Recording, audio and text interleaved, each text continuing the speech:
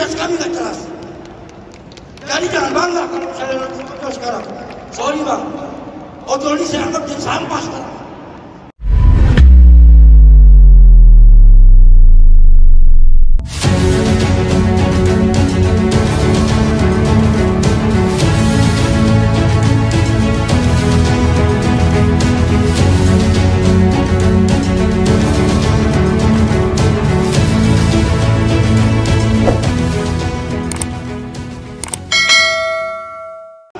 Bentuk identitas kami nggak jelas. Jadi jangan bangga kalau saya lihat ojol sekarang. Sorry bang, ojol ini saya anggap jadi sampah sekarang. Kita diperlakukan ke sampah. Kapan aplikator membutuhkan kita dipakai, kalau udah nggak dibutuhin dibuang. Dibuang kita. Temen saya yang bunuh diri bang, di PM akhirnya. Putus mitra cicilan mobil ada. Desakan dari bini, ngocek bunuh diri bang. Baik. Itu aja. Jadi intinya gini, desak Pak Anies memberikan payung hukum dan legalitas untuk ojol, benar nggak? Nah, selepet aplikator nakal yang tidak mematuhi peraturan undang-undang pemerintah. Baik. Itu aja udah poin satu, legalitas belum cukup. Iya bang, jangan ke saya pak. Ini pak, nih pak. Oke, cakep. Kalau mungkin saya rada gitu di panggung pak. Kak, woi bang, gue serius nih bang. Saya biasa rada gitu pak di panggung. Saya biasa orasi. Saya pengen minta sama bapak atau Pak Anies nih sekalipun.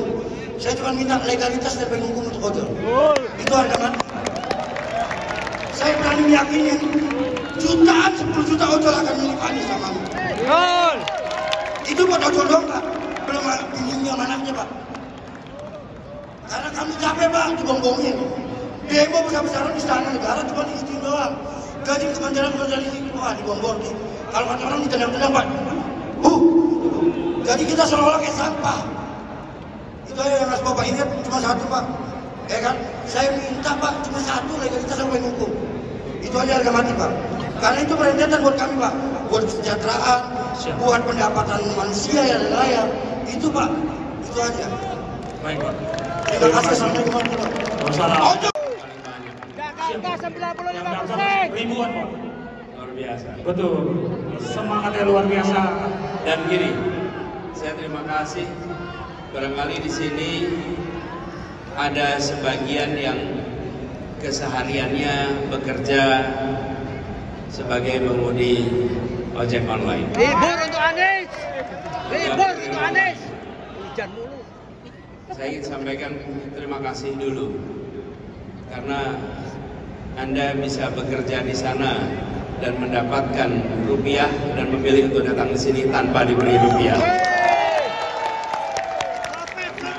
semua ada yang ngumpulin begini dan diberi uang. Kalau kami tidak ada yang kami beri uang.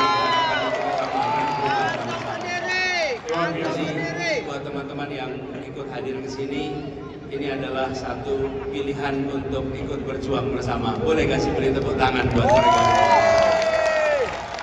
Siapa? Luar biasa. Terima kasih semuanya. Baik Pak, sudah siap untuk didesak Pak? Bersama teman-teman. Ya, saya udah sering didesak-desak. Bahkan izin udah di kantong pun bisa hilang dari kantong. Wah. Siap, kita akan desak Anies dan juga selamat ini. Baik Pak Anies ya. Mohon Pak, saya lihat catatan dulu, tapi ini bukan dari Pak Tom Lembong ya Pak ya? Bukan dari Pak Tom Lembong. Catatannya dari teman-teman Pak. Saya minta catatannya, ini bukan catatan MK ya teman-teman ya. Pak, hidup kan makin sulit, terutama hidup buruh Pak. Ya, ini semua gara-gara Undang-Undang Cipta Kerja. Jadi kehidupan buruh makin sulit dan upahnya jadi lebih murah dan sangat rawan di PHK. Nah, di sini Bapak berani nggak buat merevisi Omnibus Law sehingga ada PHK, pesangon, pensiun, dan JHT yang tidak memiliki kepastian? Mohon izin Pak. Jawabnya berapa? 2 menit. Siap, 2 menit Pak. 2 menit dari sekarang. Kalau nggak cukup nanti saya ajak ngopi ya. Iya.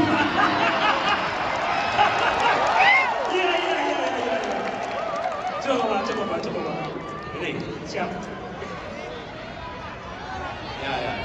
Ini, saya tegaskan sekali lagi bahwa kami berkomitmen untuk mengkaji ulang Undang-Undang Cipta Kerja agar aturan-aturan yang dipandang tidak memberikan rasa keadilan bisa dikoreksi untuk memberikan rasa keadilan. Dan kita tahu bahwa ini disusun untuk menciptakan lapangan pekerjaan. Tapi data BPS menunjukkan bahwa di era pasca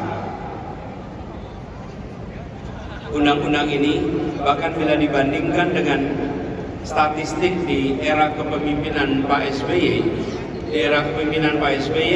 pengangguran itu turun 5,3%.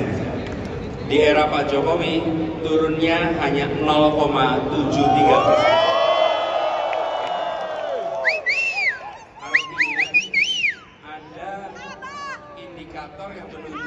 Bahwa usaha penciptaan lapangan pekerjaan itu pun tidak terjadi dengan aturan yang seperti ini. Justru kita harus memastikan. Lalu yang tidak kalah penting, kita ini tidak bisa menerima ketika pemenuhan hak pesangon pada korban PHK tidak diberikan secara penuh. Ini adalah hak yang menurut kami harus dipastikan terlaksana, dan pemerintah tidak boleh abai. Pemerintah harus memastikan pemenuhan hak-hak itu terjadi. Jadi kami ingin memastikan review atas Omnibus Law atau Undang-Undang Cipta Kerja insya Allah kami lakukan dan kita kerja bersama-sama. Berarti fix ya, kalau anak sekarang bilang berarti fix di review ya Pak ya? Dan sebenarnya Bapak sekalian, siap. Kalau saya boleh sampaikan, ini di luar yang 2 menit tadi. Iya Pak, ini di luar 2 menit. Ngopi. Bukan hanya terkait urusan perburuhan, tapi hubungan pemerintah pusat daerah yang termasuk kewenangan banyak sekali yang justru menimbulkan permasalahan. Yang ujungnya merepotkan pengusaha-pengusaha juga. Betul. Ujungnya, jadi kita ingin agar ketika nanti dilakukan revisi benar-benar tuntas, tidak meninggalkan masalah, jangan sampai mengejar deadline tapi keteteran di pelaksanaan. Itu baik. Siap Pak. Kita lanjut di segmen pertama. Amin. Gimana nih? Jadi di segmen gimana nih? Kita akan melihat pertanyaan juga dari teman-teman. Pak, ini ada 4 juta orang yang jadi driver dan kurir online Pak. Jadi berdasarkan data itu ada sekitar 4 juta. Jasa mereka itu menggerakkan ekonomi dan ini luar biasa dan tidak main-main. Mereka punya peran penting dalam ekonomi nasional dan kurir ini masih banyak masalah dengan status kerjanya Pak. Masih bermasalah dengan status kerjanya dan beberapa inspirasi tadi mengenai payung hukumnya yang belum jelas. Apa komitmen Bapak untuk melindungi driver online khususnya terkait status dan perlindungan kerja mereka Pak? Nah ini yang tadi saya sampaikan. Saya dengar dari panitia banyak calon peserta yang menelpon tanya apakah ada pengganti ongkos transportasi bagi pengemudi ojol yang ikut hadir di acara ini, dan dijawab tidak ada karena kami memang tidak punya bekal seperti itu. Tapi yang menarik ketika dengar tidak punya, bukannya tidak datang, tetap datang dan ikut acara ini.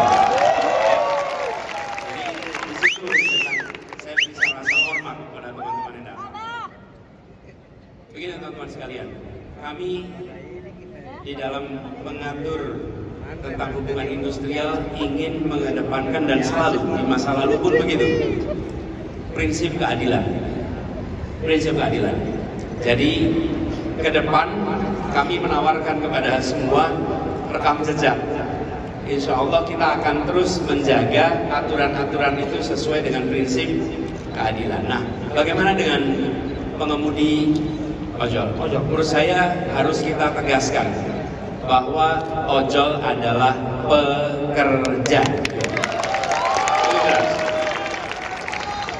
Jadi Jadi walaupun di undang-undangnya itu disebut sebagai pekerja di luar hubungan kerja, tapi disebut sebagai semata-mata mitra saja, itu juga menurut saya tidak tepat. Teman-teman sekalian, kami melihat di beberapa negara, ini praktek beberapa negara, ada yang melakukan perubahan menjadikan mereka sebagai pekerja di dalam perusahaan online. Ada yang menjaga bentuk sebagai kontraktor independen, atau mitra. Nah, di beberapa tempat kita menyaksikan ketika itu dimasukkan jadi pekerja, yang terjadi justru peningkatan biaya. Ujungnya justru malah beberapa memutuskan keluar dari bisnis, yang akhirnya malah merugikan. Di sisi lain, independen kontraktor atau mitra, kita menyaksikan mereka tidak mendapatkan hak-hak yang penuh yang seharusnya sebagai orang yang bekerja. Jadi menurut saya prinsipnya pekerjaan. Lalu kita harus duduk bersama untuk merumuskan pola yang barangkali kalau Indonesia berhasil, Indonesia bisa menjadi negara pertama yang merumuskan pola kerja hubungan antara aplikator dengan karyawan. Karena fenomena di seluruh dunia hari ini belum ada satu pola yang tepat. Kita harus bekerja bersama. Tapi apa prinsipnya? Menurut saya negara harus hadir untuk membantu memberikan jaminan kerja, jaminan kesehatan kepada semua yang bekerja di industri online, ojek online itu. Harus. Bahkan kalau dalam catatan kami, semua regulasi yang terkait dengan ini harus disiapkan oleh Kementerian Tenaga Kerja. Kementerian tidak boleh absen, justru harus hadir dan menyusun regulasi untuk para pekerja online. Lalu yang tidak kalah penting, saya membayangkan dibuatkan semacam BPJS Ketenagakerjaan khusus ojol. Lalu banyak program dari pemerintah seperti subsidi pendidikan, KIP plus KIPK plus akan diberikan pada semua pengemudi ojol yang terlibat di sini.